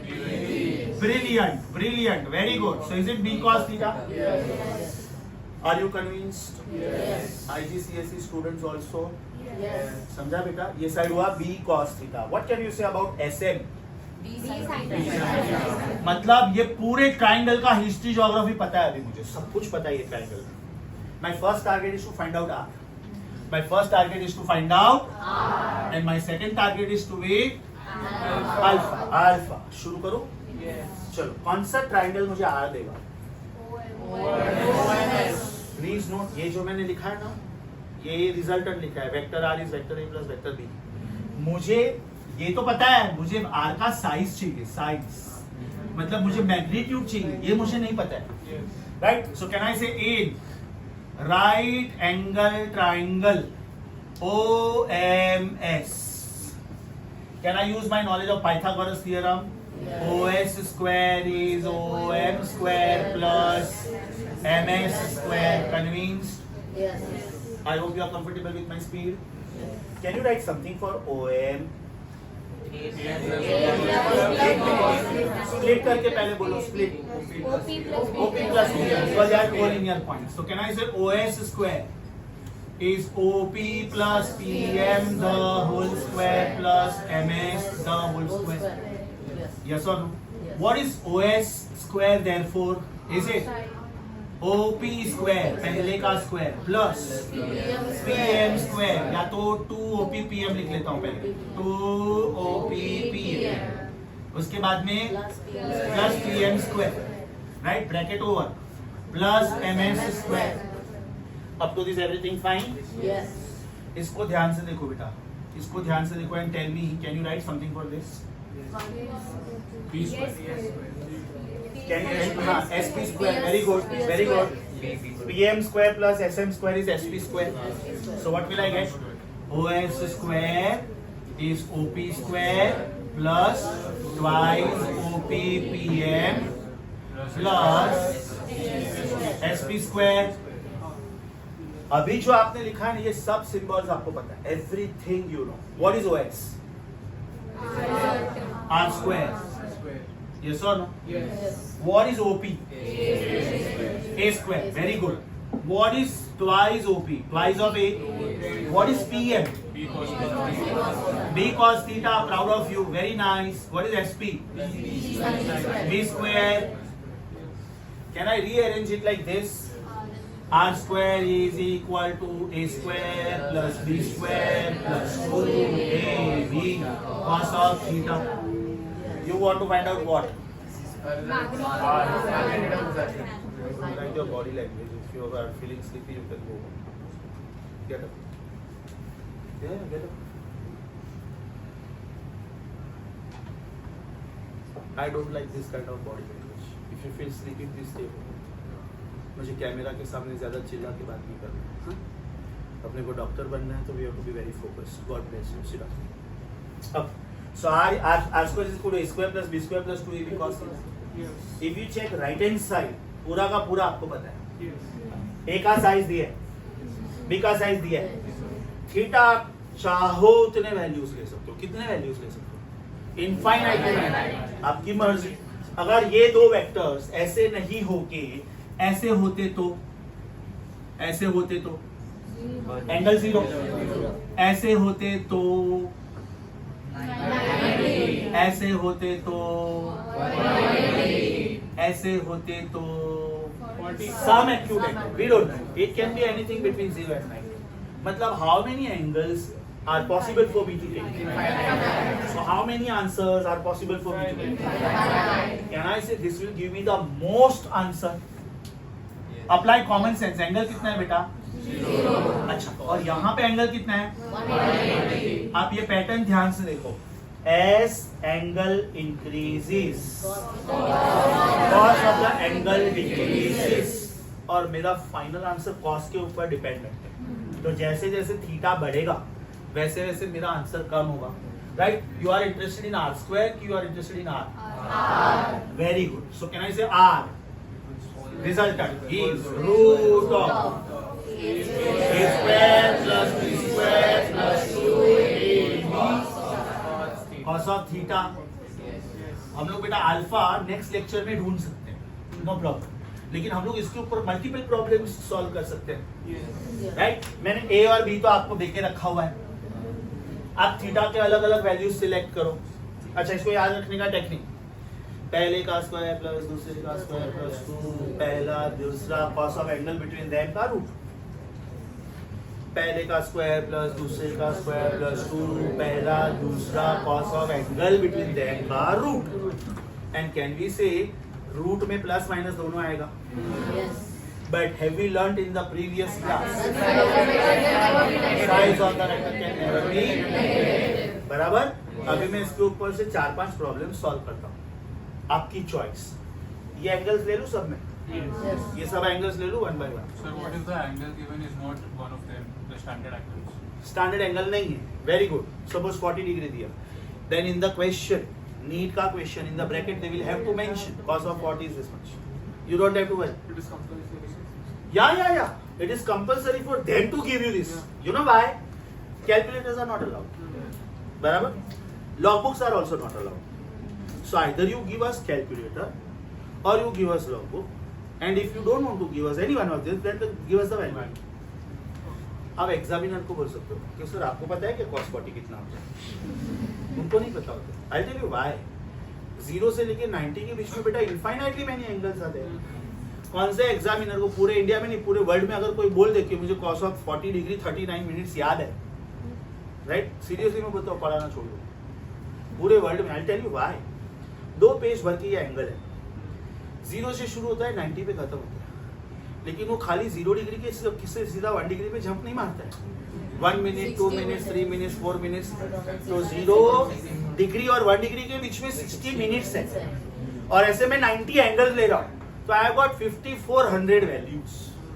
Who the hell is going to remember 5400 values, right? And if you remember that, that means you are human computer. Trust me, किसी को याद नहीं। Shakuntala Devi was super duper, she was faster than super computer. तो उनको भी कुछ कुछ values याद होते, सारे याद नहीं होते। So if they give you आधा टेढ़ा angle, they will have to give you that value. You don't have to worry. 99.999% so far हम लोगों ने जितने भी MCQs देखे हैं AIBMT पेपर में, नीट में, CET में, they are standard angles 30, 45, 60, 90, 120, 135, 150, 180। और इसको याद रखने का टेक्निक मैं देने वाला हूँ आप लोगों को। मैंने बोला ना वैसे, I will teach you this technique कि ये एंगल्स याद कैसे रखते हैं। Don't worry about that. Shall we select this 5 angles at least? कितने दिख रहे हैं मुझे? 6 दिख रहे हैं। हाँ, 1 by 1 शुरू करूँ? ये वैल्यूज फिक्स है बेटा मेरे, 3 और 4। हाँ, मेरा पहला आंसर क्या आएगा व्हेन आई टेक थीटा 0? चलो, r is root of 4 square plus 3 square plus 2 4 3 cos 0. What is cos 0? Is it root of 4 square plus 3 square plus 2 4 za 3 za 1 za? So is it of the type 4 plus 3 the whole square? सोचो बेटा, because it looks like a square plus b square plus 2ab. तो मेरा answer हो गया 7 का square का root. Is my answer 7? अभी बेटा मुझे सिर्फ एक वैल्यू चेंज करते जाना है। शुरू करूं? पहले एक काम करता हूं, मैं जंप मार के डायरेक्ट 90 डिग्री ले लेता हूं। 90 है ना, थीटा 90। आप मुझे डायरेक्ट आंसर बोल सकते हो? cos 90 will be 0. The third term will be 0. That means root of 4 square plus 3 square. Is my answer 5? Yes. चलो बेटा, थर्ड एंगल में डायरेक्ट जंप मारता हूँ। ये मैंने 0 लिया, ये मैंने 90 लिया, अब मैं 180 ले रहा हूँ। So theta is 180. What is cos 180? -1 ना, मतलब ये टर्म नेगेटिव हो जाएगा। So it will be 4 square plus 3 square minus 2 4s are 3s are. So can I say r will be root of 4 minus 3 the whole square? A square root. Is my answer 1? What is the conclusion, beta? ध्यान से सुनो. What is the conclusion? As theta increases, cos theta decreases. Therefore my final answer also because मेरा final answer cos theta पे depend करता है. समझ में आया? Now tell me how many answers of R are possible? What is the maximum answer? 7. ये maximum हो गया ना बेटा? आंसर इससे ज्यादा हो ही नहीं सकता है. और ये आंसर इससे कम हो ही नहीं सकता. अब आप रैंडमली, आपने 60 बोला था शायद किसी ने, तो ये 60 लेके देखो क्या आंसर आता है. ये cos 60 हो जाएगा. इसका मतलब बेटा ये वैल्यू हाफ हो जाएगा.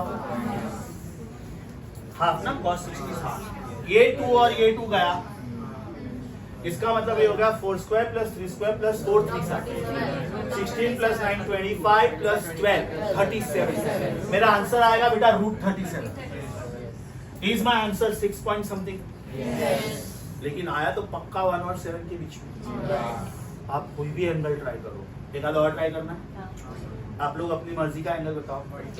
सॉरी, इसमें से इसलिए क्योंकि अगर 30 cos of 30 is √3/2.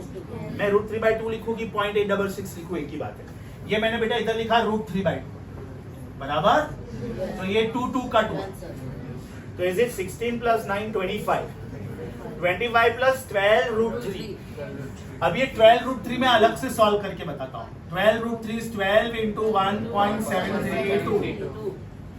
ध्यान से देखो फास्ट कैलकुलेशन कैसे करते हैं. Can I write this as approximately 12 into 1.75.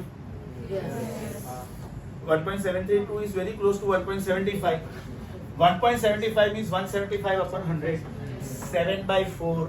So it is 12 into 7/4. 4 3s are 12. Is it 21 approximately?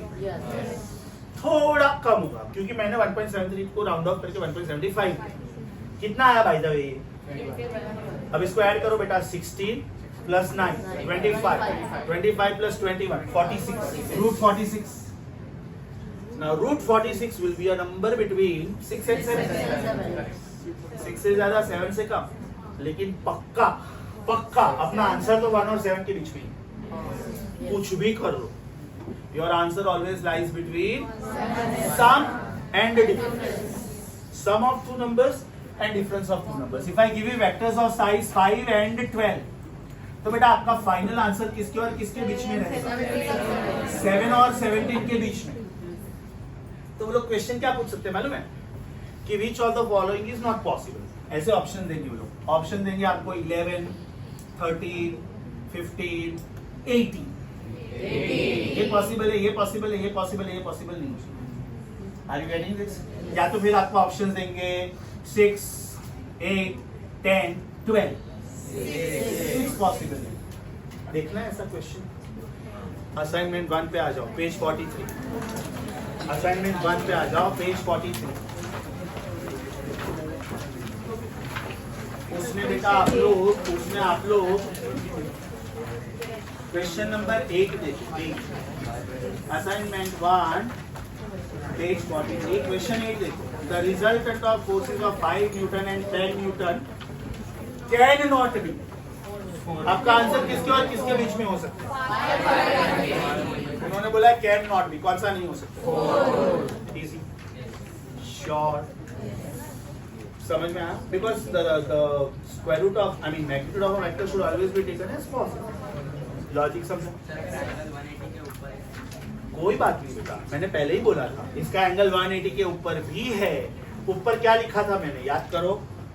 ऊपर मैंने क्या लिखा था? Sine of theta always lies between -1 and +1. Likewise, cos of theta also lies between +1 and let it be any large size angle. 360 से ज्यादा भी होगा तो भी कोई प्रॉब्लम नहीं. खाली ये रूल 10 को लागू नहीं पड़ता है. रीजन बोलता हूँ. 10 of 0 is 0, but 10 of 90 is infinity. तो ये वैल्यू 0 से लेके इंफिनिटी के बीच में कुछ भी हो सकता है. लेकिन साइन और cos This is 0 on the number line. Sin 90 is 1 and sin 270 is minus 1. Likewise, cos of 0 is 1 and cos of 180 is minus 1. ये वैल्यूज -1 और +1 के बाहर जाता ही नहीं है कभी. और आपका फाइनल आंसर किसके ऊपर डिपेंडेंट है? इसलिए आपका आंसर इसके बाहर जाएगा ही. Is that clear? अभी बेटा hand written. 10 will lie from 0 to infinity because tan of 90 is not defined. Sin of 90 is 1, cos of 90 is 0. So something upon 0 is very very large. तो वो कुछ भी हो सकता. I want all of you to be on page number 6, handwritten. मैंने उधर बहुत कुछ कर लिया. ध्यान से देखो बेटा, सिर्फ एक चीज नहीं की है. अभी तक मैंने अल्फा नहीं ढूंढा है. अभी तक मैंने पेज नंबर 6 राइट साइड देखो, खाली एकदम लास्ट पैराग्राफ है ना वो पेज का, खाली उसको छोड़ दो, पेंसिल से सर्कल करो उसको. ये मैं नेक्स्ट लेक्चर के स्टार्ट में कर लूंगा. नहीं बेटा, टू फाइंड अल्फा वाला, टू फाइंड अल्फा वाला. बराबर. अब आप ध्यान से देखते जाओ. एकदम ऊपर आपको ये डायग्राम दिख रहा है जो मैंने बनाया बोर्ड पे, है ना. उसके बाद में जो मैंने एक्स्ट्रा डायग्राम बनाया वो भी दिख रहा है आपको, नीचे वाला सेकंड डायग्राम, राइट. उसमें आपको पीएम समझ में आया, पीएम कॉस थीटा, और आपको टीएम समझ में आया, साइन थीटा. बराबर. बाजू वाला साइड कॉस, सामने वाला साइड साइन. अब आपको बेटा सबसे पहला बॉक्स दिख रहा है उधर एंड में, वो प्रूफ जहां पे कंटिन्यू हो रहा है, आपको एक बॉक्स दिख रहा है. Is it r is root of a square plus b square plus 2ab cos theta? This is the main hero of the story. This is what? Main hero of the story. Size of the resultant बोलते हैं इसको. अब उधर मैंने 3 possibility solve करके दिया है, check करो. Theta 0, theta 90, theta 180. अच्छा, थीटा 0 मतलब मेरा r का आंसर क्या है? a plus b. So we get a conclusion now. When you have vectors in the same direction, add them. इसका आंसर क्या है बेटा? 1, 4 minus 3. तो we have a conclusion. Vectors in opposite direction are to be. इसका answer क्या आया था? Root of 3 square plus 4 square. So when they are orthogonal vectors, perpendicular vectors, use Pythagoras. Simple. अच्छा, अभी सामने के पेज पे देखो बेटा, मैंने आड़ा टेढ़ा एंगल्स दिया है. आड़ा टेढ़ा मतलब 0, 90 और 180 को छोड़ के एक मैंने लिखा है sample problem with theta equal to 30.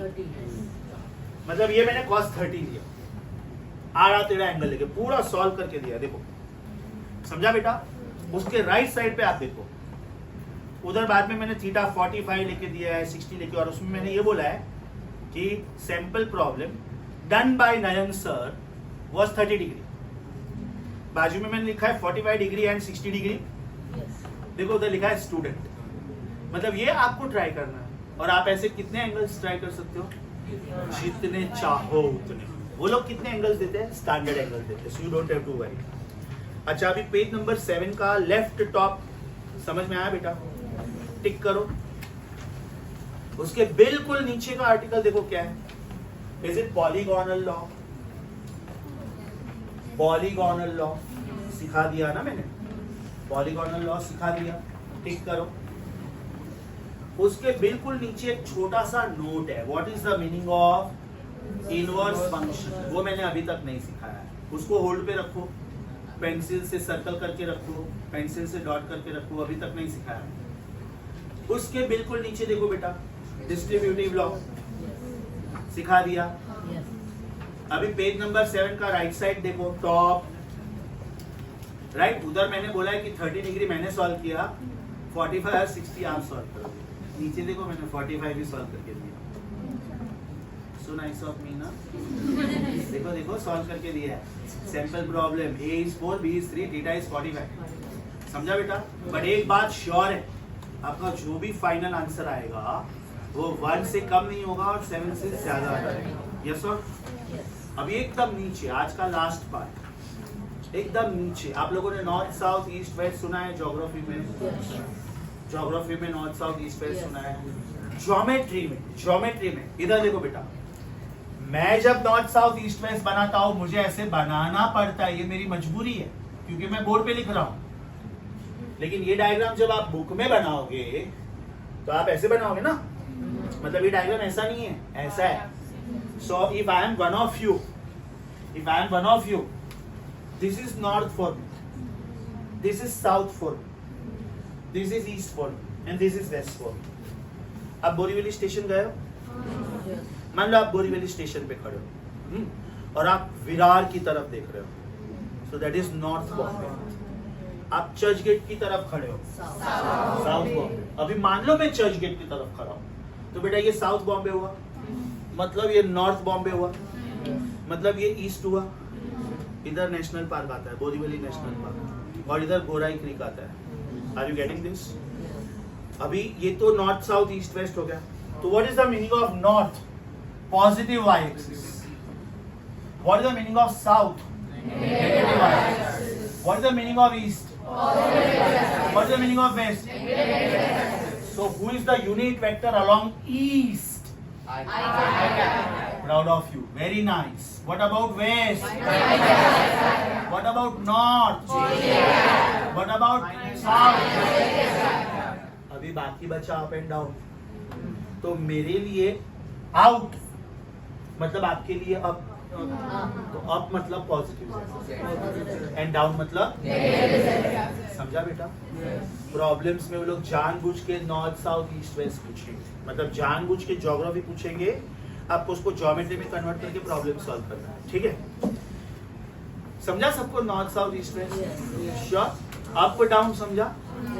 आपका अप मेरा आउट है और आपका डाउन मेरा इन है, बिकॉज मेरा बोर्ड ऐसा है, आपका बुक ऐसा है. श्योर? ओके, पेज नंबर 7 बेटा, राइट साइड बॉटम देखो, पढ़ो आराम से और मुझे बताओ समझा कि नहीं सब कुछ. ये आपका जबरदस्त लेवल पे फाउंडेशन चल रहा है. खाली फर्स्ट चैप्टर में स्पीड इतना होता है कि मैं एकदम आराम से जा रहा हूँ, क्योंकि आप लोग एकदम स्कूल लेवल से अचानक कॉलेज लेवल पे ट्रांजिट हो रहे हो. तो स्टार्टिंग में slow, then gradually the speed will pick up, number of lectures will increase, duration of lecture will increase. मेरा तो देखा होगा आप लोगों ने, मैं 90 मिनट्स का लेक्चर लेता ही नहीं हूँ, कभी ज़्यादा ही हो जाता है. देखो हो गया है ना. Physics is like that. क्या करूँ, मेरी साइज का सब्जेक्ट. ज्योग्राफिकल वेक्टर का भर भर के काम. ये वेक्टर जितना भी तुम पढ़ रहे हो ना, सबका काम. अभी ये जो वॉर हो रहा है, एग्जैक्टली इजराइल ने ईरान के एक पर्टिकुलर बिल्डिंग में उसके जो न्यूक्लियर साइंटिस्ट थे उनको ढूंढ ढूंढ के मारा. ये कैसे पॉसिबल है? कोई ईरान में बैठा है 4000 किलोमीटर दूर, उसको कैसे मालूम नयन वर्मा गोल्ड प्लेस बिल्डिंग में बोरीवली वेस्ट में इधर ही है? वो लोग इधर ड्रोन भेजेंगे, देखेंगे यही नयन वर्मा है, मेरा फेस उनके पास आइडेंटिफिकेशन है गूगल फोटो से, उनको पता है यही नयन वर्मा है, बाद में मेरे पे मिसाइल छोड़ेंगे. इसका मतलब ये हो कि मैं सिर्फ मरा, मेरे आजू बाजू में ये दो खड़े, इनको कुछ नहीं होना चाहिए, सिविलियंस को कुछ नहीं होना चाहिए. तो इसमें कितना परफेक्ट कोऑर्डिनेट्स चाहिए, सोच. राइट? मुझे इसको गोली मारनी है और मेरा ये एंगल सिर्फ इतना हो गया, सिर्फ इतना. तू गई. अब सोच, ये तो मेरे से 1 मीटर भी दूर नहीं है, ½ मीटर, 1 मीटर. इसमें भी गड़बड़ हो सकती है. कोई 4000 किलोमीटर दूर बैठा है और उसको एग्जैक्टली वही टारगेट उड़ाना है.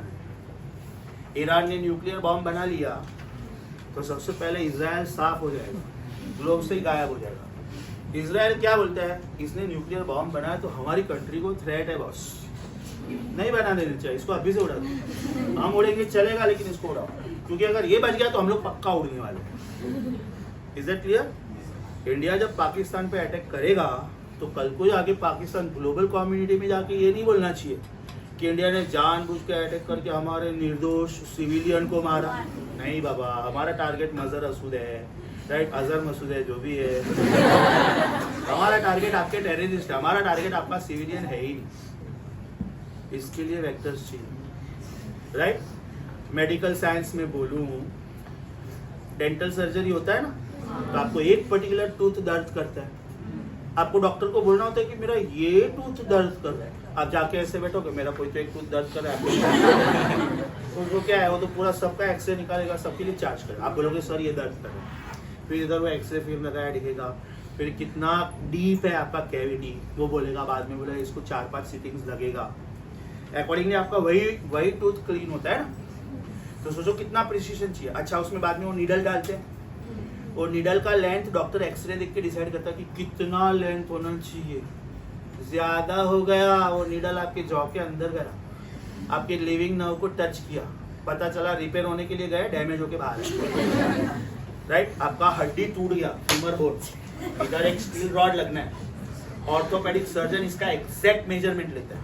राइट, 1 मिलीमीटर भी ज्यादा है, मैंने पाँव फोल्ड किया, या तो इधर से बाहर आया या तो इधर से बाहर आया, वो 1 मिलीमीटर भी सोचो कितना दर्द देगा मुझे, because now it is not a bone, it is a rod.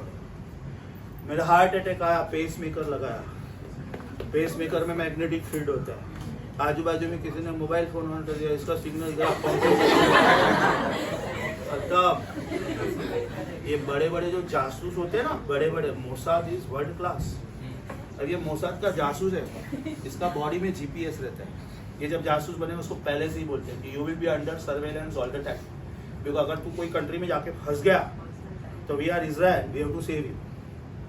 तो ये जिधर जिधर जाता है उसको उसका मुझे सिस्टम पता। अब ये क्या करेगा, ईरान के ऊपर अटैक करना है, 10 दिन पहले ये सब कांड करके आएगा, चुपचाप सिविलियन की तरह इजराइल वापस आएगा और बाद में अटैक होगा, because he is very important for my country, I can not afford to lose him. Is that clear?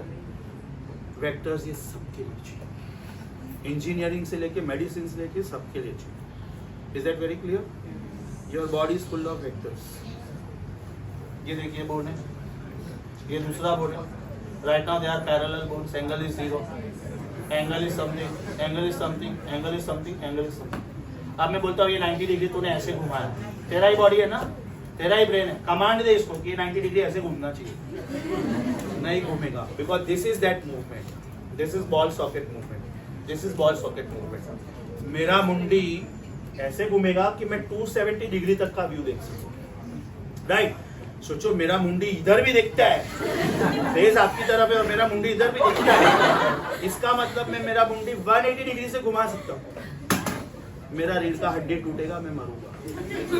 अगर मुझे इसको मारना है तो मैं यूं करूंगा ना, इसका मुंडी 180। अच्छा इमेजिन करो कि कोई बंदा आपकी तरफ चल के आ रहा है और ऐसे मुंडी रोटेट करके ऐसे देख रहा है और एक लेवल पे आके वो मुंडी 180 डिग्री पे घुमा देता है। That means the legs are coming towards you and the mundi is facing back.